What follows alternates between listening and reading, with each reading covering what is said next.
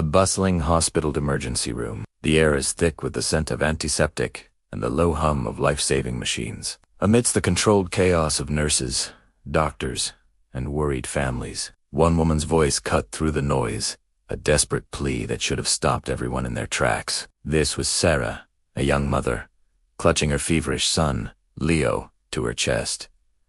His small body was limp, his breathing shallow. Panic was a tight knot in her stomach, but she had to be strong for him. "Please," she begged the nurse at the front desk, her voice cracking. "My son. He can't breathe properly. He's so hot. We've been waiting for hours." The nurse, a woman named Karen with a weary, impatient expression, barely glanced up from her computer screen. "Everyone's been waiting, ma'am," she said dismissively. "You'll have to take a seat like everyone else." Sarah's heart sank. She looked around the waiting room, a sea of faces etched with pain and anxiety. She saw others who had arrived after her being called in. She couldn't shake the feeling that something was wrong, that her desperation was being deliberately ignored. Gathering what little strength she had left, Sarah approached the desk again. "But he's just a baby," she pleaded, her voice trembling. "His fever is dangerously high. Can't someone just look at him, please?"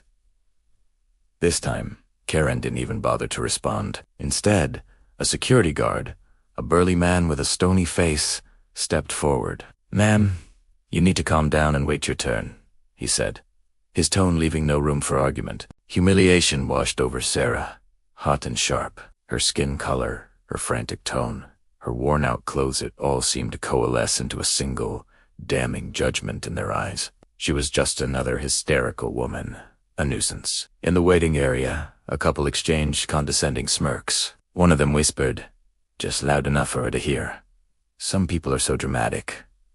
The word struck her like a physical blow. They saw her as a performance, not a mother terrified for her child's life. Tears welled in her eyes, hot with anger and helplessness. She clutched Leo Tita, whispering promises into his hair that she wasn't sure she could keep. Just as Sarah was about to lose all hope, a new figure appeared.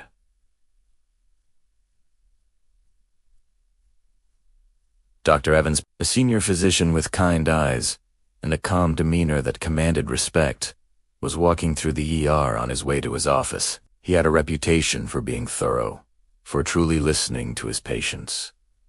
He noticed the tense scene at the reception desk and paused. He saw Sarah, her face a mask of anguish, and little Leo, pale and listless in her arms. He saw the dismissive nurse and the stone-faced guard. His instincts, honed over decades of practice, screamed that something was terribly wrong. He walked directly over to Sarah, bypassing the desk entirely.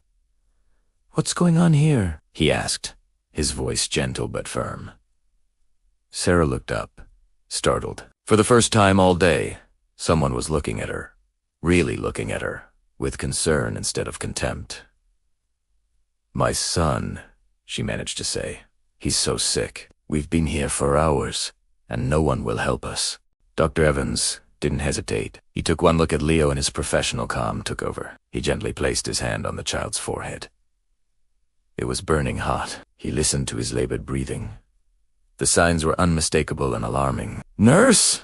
he called out, his voice now sharp and authoritative. "Get this child into an examination room. Now! Stat!"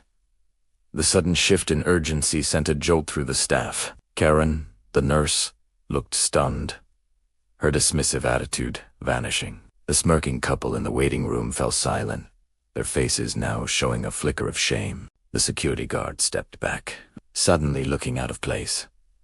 Dr. Evans personally escorted Sarah and Leo into a private room, a small sanctuary away from the prying, judgmental eyes of the waiting area. Inside, he began his examination immediately, his movements efficient and reassuring. He asked Sarah questions about Leo's symptoms, his medical history, listening intently to every word. For Sarah, it was like the floodgates had opened.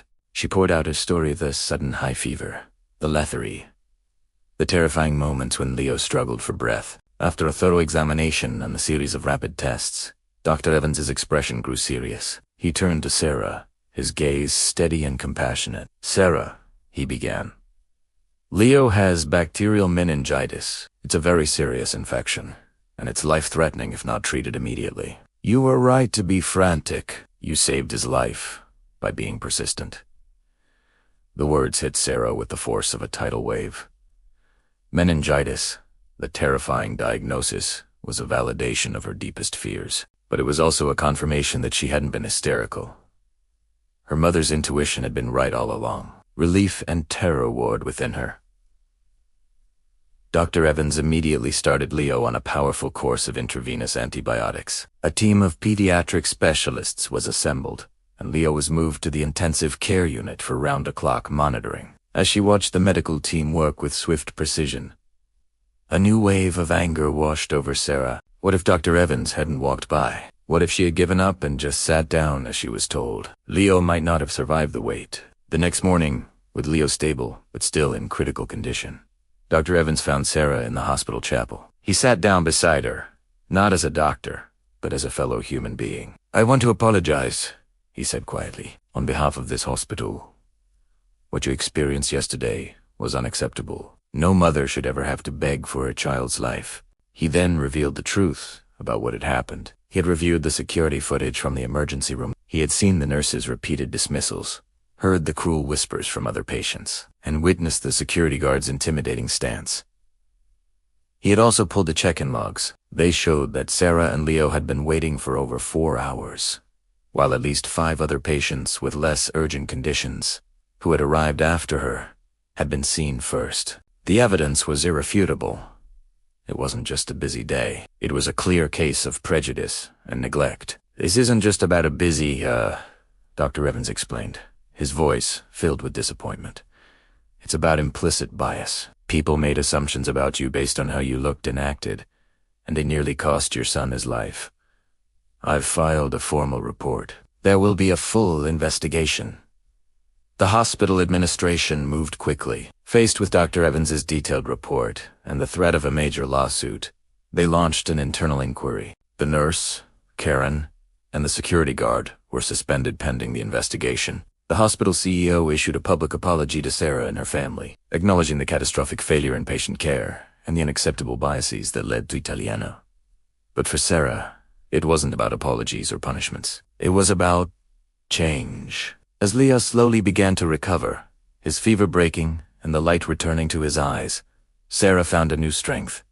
She realized her voice had power. She agreed to work with the hospital, not as a victim, but as an advocate. She shared her story, participating in new training programs designed to teach medical staff about empathy, cultural sensitivity, and recognizing implicit bias. Her harrowing experience became a catalyst for real, systemic change within the institution. The waiting room, once a place of humiliation for her, became a symbol of her fight. The couple who had mocked her even sent a card to Leo's room with a simple, handwritten note.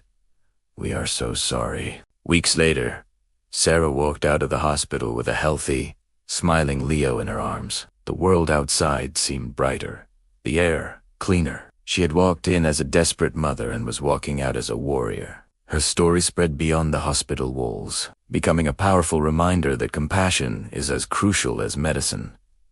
Dr. Evans stood with her at the entrance, a proud smile on his face.